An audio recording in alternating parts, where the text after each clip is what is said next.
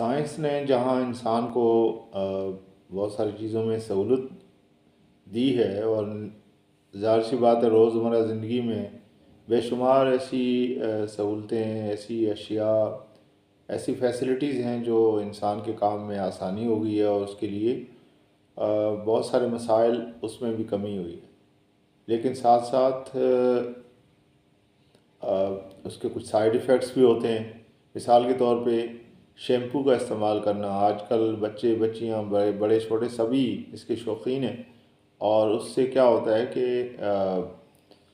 بال کمزور ہو جاتے ہیں اور گرنا شروع ہو جاتے ہیں۔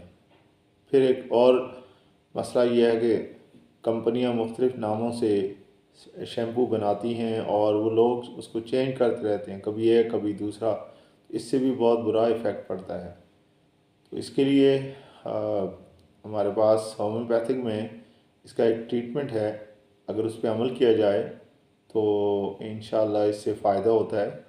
اور اس میں 4 دوائیاں ہیں، کالی فوز ہے، کلکیریا فوز، نیٹرمیور اور سلیشیا 3x میں یا 6x میں لے کے ان کو دن میں 3 سے 4 دفعہ استعمال کیا جائے تو اس کے جتنے بھی سائیڈ ایفیکٹس ہیں شیمپو کے، وہ انشاءاللہ